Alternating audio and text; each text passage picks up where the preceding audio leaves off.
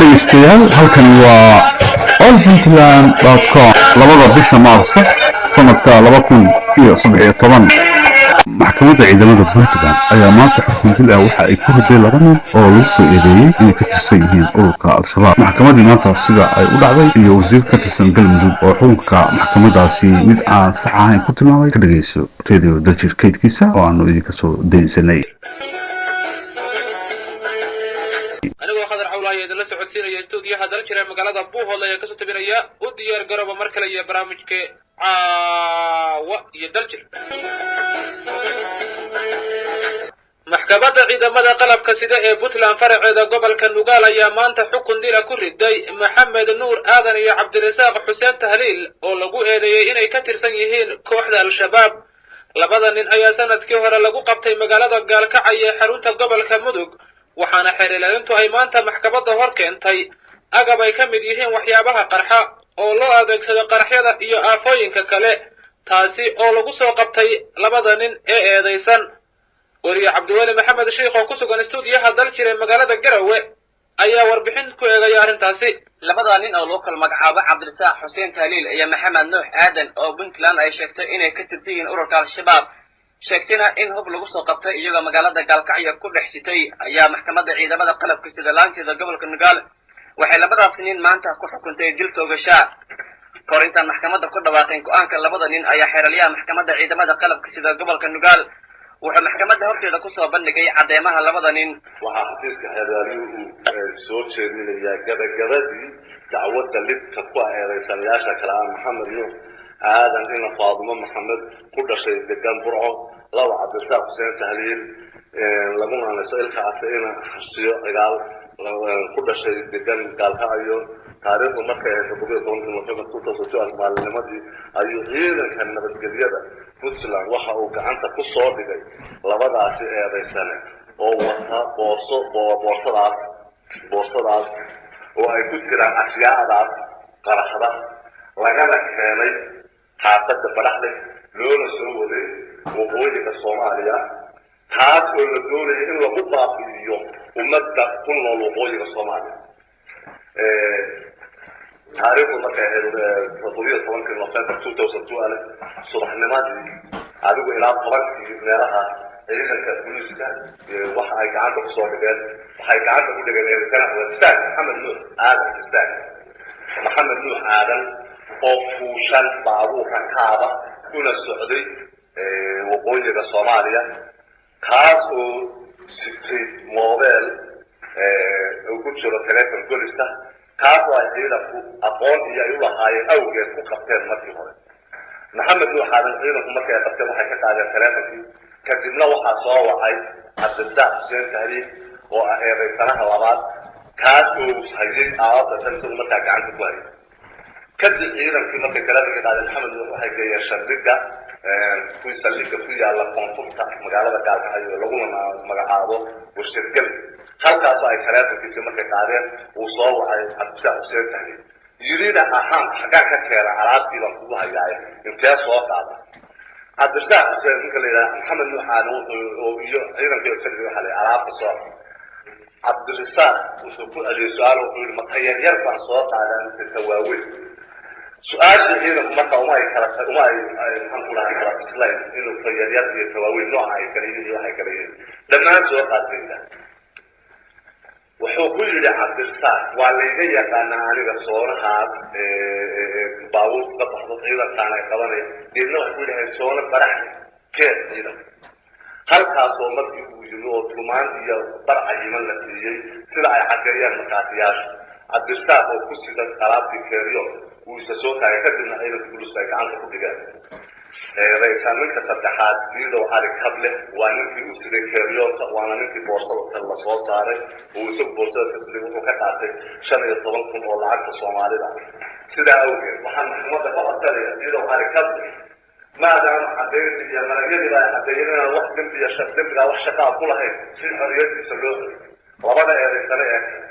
Maxamed Nuux Aadan iyo Cabdirasaaq Xuseen Tahliil waxaan maxkamadda ka codsanaya maadaama ay waxaasina ay yihiin khalid ummadda baabiinaysa ayna baabiin lahayd magaalada oo ay ku nool yihiin ummad Soomaaliyeed waxaan maxkamadda ka codsanayaa in lagu fuliyo dilkooda sida ay dirayaan qodobada 184 qodobka sharci la martay faqadiisa koowaad kuwaasoo dhammaan diraya cid xawaale cid ulaadaayay hubaysan ciidan ama ciidan oo nooc ciidan u samaysan isla markaana ka soo horjeeda haybadda iyo madax banaanida qarannimada iyo ummadda iyo wadaniyadda iyo astaanta Soomaaliya in lagu joogto meel fagaara saa awgeed maxkamadda mar labaad ka codsanaya sida ay digayaan qodobada in aan cidna waqtiyo sheeriya lagu sameeyo maadaama ay baxalo qaalina uma baabina wabillahi tawfiiq gudoomiyaha maxkamadda ciidamada qalabka sida ee gobolka Nogol Axmed Cabdi Bootaan ayaa kadib u ogolaaday labada eedeysane inay maxkamadda ku soo bandhigaan waxay ka qabaan cadeemaha xeeraliyuhu ku soo bandhigay maxkamadda kiiska lagu soo eedeynayo xaloota shabaab maxkamad tirsan waxa cadeynaya waxaan leeyahay gobol dhex ka shaqeeya iyo wax isku xidhan waxaan waan garanayaa ma aha nin iska shaqeysto suuqley baan ahaa suuqan ka shaqeysanay ninka lagu soo eedeeyay oo maaragtay leeyahay baawad baa laga dejiyay waxa isku xireysan aan garanayaa ma aha salaadna uma wadin suuqayga ka shaqeysanay anoo suuqayga ka shaqeysanaya niman maaragtay dharcada suuqa jooga baa soo qabtay ma garanaysaa ka bacdina nimanka booliiska la gudbiyay hadda barnaamijka intaan la eg oo saan u abaabulan waxaan xiranayaa hadda muddo 3 bilood marka barnaamijkan waxaan u arkaa barnaamij macno kale laga leeyahay oo la soo abaabulay oo qorshayaal kale ka dambeeyaan wax shaqaan ku mid qaraxna ma wadan qaraxna kama waa la yaqaanaa meesha uu dadka waa la yaqaanaa waa la weydiin karaa markaatiyaal bay leedahay meeshan ka shaqeynaya la yaqaanaa meesha masaajidka ku tukan jiray waqtigii inta aan ku beertay la yaqaanaa waxaa la leeyahay yani in gobolada dhexe iyo gobolada inta isku xira wuxuu u baahan yahay wax badan u baahan yahay waxaan garanayaa ma aha waxaan gudbinayaa fariintaan wax shaqo ku mid wax shaqo ku mid oo ku celinaya waan ku celinaya waxaana wax hawlo kala ka dambeeyaan baan arkaa hawlo kala laga leeyahay wabillahi tawfiiq هذا الصار وعدي وهي aniga nimanka kamid ahay umana socod hadana kamid alaabta sheegayna ma wadan ninka leeyahay witana hooyo anigu xirnimo dhaxay ay dhakhtar gaar xayaan soo aaday oo macnaha waa shaqeynaa kadib kadib inay suurtagal burcad ku qaaday gaariga laga dhigay jeedi subaxnimo oo Allah taxwa yaqaan ka qaar kadib markii la qabtay wadii toonka duhurnimo baaray nimanka gaari ka shalay keenay saacana lagu soo qabtay aniga hooyo waxa sheegay waxa shabaab ku leeyahay yaraatay weli waxa uu eedeynaa hooyo qof dambi aan ahayn oo hooyo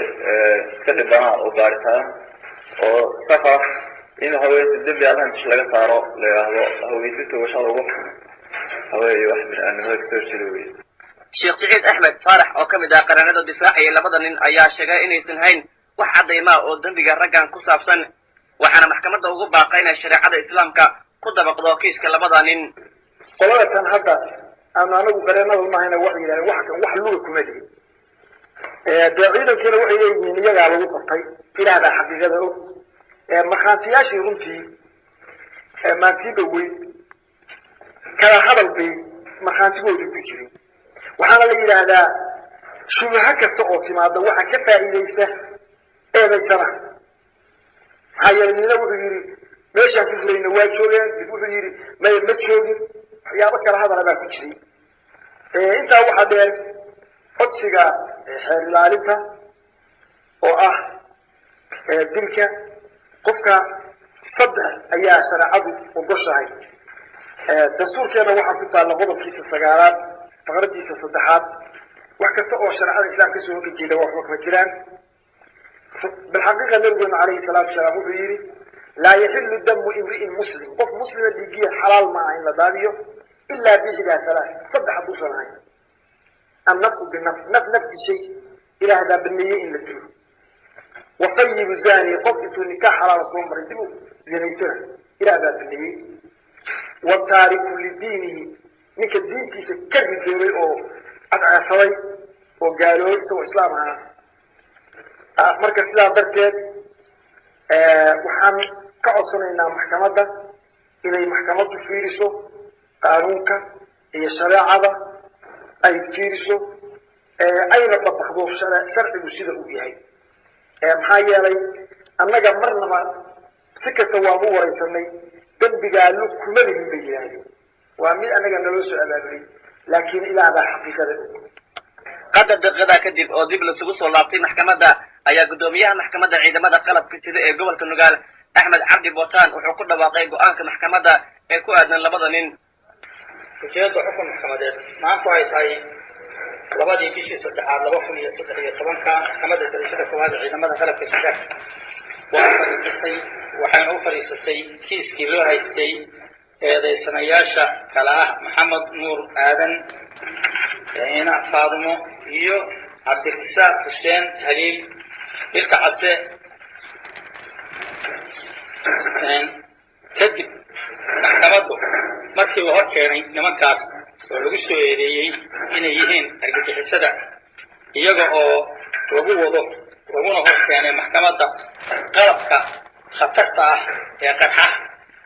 ay isugu mid ay ka mid yihiin miinooyinka bambooyinka fiilooyinka budooyinka iyo qalab aad fara badan oo halkaas qolada isgaarsiinta ay duubeen si wanaagsan u duubeen kadib maxkamaddu markay dhageysatay dooda xeer ilaaliyaha markii ay dhageysatay akhrisatay galdacwadeedkii laga soo qoray markay dhageysatay markaantiyaashii ku markaanti furay oo kuwii soo qabtay ahaa gacantooda ku soo qabtay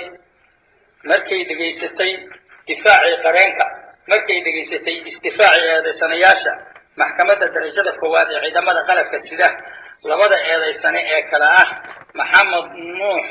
Aadan iyo Cabdirasaaq Xuseen Haliil waxay ku xukuntay dil toogasho iyo cusubtay xaqa numbarkiisu yahay lambar 10 farqadiisa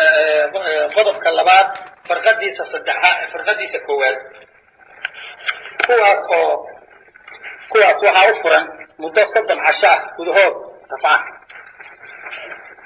waxaa maxkamadda darajada koowaad ee ciidamada qalabka sida dhageysatay galdacwadeedkii akhrisatay galdacwadeedkii laga soo qoray eedeysane Siidow Cali qable maxkamaddu markay dhageysatay doodii xeer ilaaliyuhu markay akhrisatay galdacwadeedkii laga soo qoray guddiga baarista markuu ahaa gaari gacane lagu soo rartay qalabka oo ku jira boorsooyin isagoo aan waxba ka ogeyn lacag 15 kun oo Soomaaliyeed la siiyay maxkamaddu waxa ay ku weyday wax eeda ninka la yiraahdo Siidow Cali qable sidaa darteed maxkamaddu waxay u celisay xorriyadiisii waana in xabsiga laga sii daayo maxkamaddu waa xiran tahay kasoo kiiska labada nin waxaa maxkamadda gudaheeda lagu soo bandhigay miinooyin iyo waxyaabaha qarxa oo maxkamaddu ay sheegtay in lagu soo qabtay labada nin ee lagu xukumay dilka toogasho go'aanka maxkamadda ay ku xukuntay labada nin ayaa wuxuu ku soo beegmayaa iyadoo koonfurta magaalada Gaalkacyo ee xarunta gobolka Mudug lagu haysto muwaadiniin reer Puntland oo loo xirtay madaxa Cabdirasaaq Xuseen Haliil oo kamid ah labada nin ee dilka lagu xukumay Cabduuli Maxamed Sheekh كيديو دلجير قروي mahadsanid cabdiweli maxamed sheekh oo ku sugan stuudiyaha daljir ee magaalada garowe ayuu kaasihaa dhinaca kale maamulka galmudug oo uu ka soo jeedo mid ka mid ah labada nin ee eedeysanayaasha ah ee lagu xukumay dilka toogashada ayaa ka soo horjeestay xukunka maxkamadda axmed maxamed maxamuud axmed baasto oo u hadlay maamulka galmudug ayaa sheegay inuusan sharci ahayn xukunka maxkamadda ciidamada ee Puntland ay ku riday eedeysane Cabdirasaaq Xuseen Haliil oo lagu eedeeyay inuu ka tirsan yahay al-shabaab isagoo ninkaasina lagu qabtay waxyaabaha qarxa Axmed Baasto wuxuu xukunkaasi ku tilmaamay mid lagu xadgudbay shakhsi ka soo jeeda galmudug wariye Cabdirasaaq Cali Cabdi Silfar oo ku sugan stuudiyaha daljir ee magaalada Gaalkacyo ayuu khadka telefoonka ugu warramay xukunkaasi xukun sharci darro weeye kuna xadgudbaya sharafta iyo sumcadda muwaadinkaas reer galmudug wax lagala tashtay ma jiraan wax garsoor ah oo maamulkii uu ka tirsanaa loo marayna ma jirin wax allaale iyo wixii la sameeyey waxaan ku tilmaami karnaa afduub la afduubay cabdirasaaq xuseen taaliil meel sharci darraana la geeyey munaasib iyo mas-uuliyad iyo la tashi maamul iyo midna inaan loo marin waxaa xaaraan ba ah in shaksi reer galmudug ah garowe lagu saaro maxkamad waxaanu aragnaa afduubkuna saddex unbay soomaalidu dhaqan u leedahay oo beryahan dambe ay samaynayeen oo dhaqamada la caadayso beryahan dambe dhacay ahayd waa midka koowaade qofkii la afduuba in la dilo oo sharci darre lagu dilo waa midda labaad qofka in la beecsado la afduubto lacag lagu xiro curaan waa midda saddexaade in la iska sii daayo wixii dadkii kale la afduubtay oo dhanka galmudugee waxaan ognahay intoodii badnayd dadkii hayay inay ka xisoodeen waxa ay haystaanna ay sharci darre tahay if xolana ku sidaayeen waa nasiib darro xeergalaaliyaha shaksiga intaasoo eedoob leh sharci inta horgeeyey soomaaliduna ay qaliil tahay xukun baatila la soo hor istaagay waxaan leenahay waa khalad laga galay ninkaas mas-uulka ah muwaadinka galmuduge waa xadgudub lagu samaynayo xeerkii iyo shuruucdii waxaana xaaraan ah in la yidhaahdo waxaan ku qabanay waxaasiyo waxaasoo been ah afduub dambigiisu cad yahay weeyo khalad cad lagu sameeyey mudane baasto intaa xukunkan ridin ka hor waxa yidhi puntland ay kala soo samaysay arrintaas iyo waxa idinkaad kala samayseen ma jiraan waxaanu la samaynay oo madaxweynaha galmudug uu la sameeyey madaxweynihii puntland madaxweyne ku-xigeenkii puntland oo intaba loo sheegayay in muwaadinkaas sharaftiisa iyo xorriyadiisa la siiyo balse waxaan u aragnaa dembi iyo gaf laga galay muwaadin soomaaliyeed oo aan sharci iyo nidaam iyo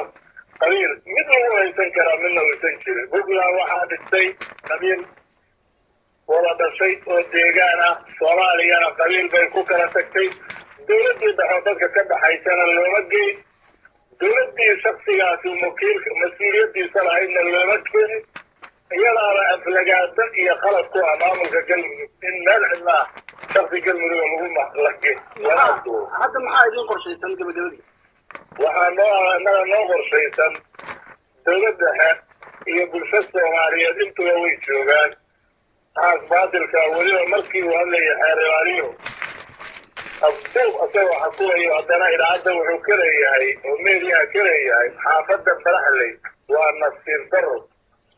waa ihaano in nin mas-uuliyadii oo meel qabanaya sharcigan wax ku qaadaya inuu qowmiyad dhan iyo ummadan deegaankeedii aflagaadeeyo dadkeediina afduub uu ku xakuma mujtamaca soomaaliyeed baan u bandhigaynaa khaladaadkaas dhacay aad buu umahadsan yahay wasiirka warfaafinta galmudug axmed maxamed maxamuud axmed basto oo u warramaya weriye cabdirasaaq cali cabdi silfar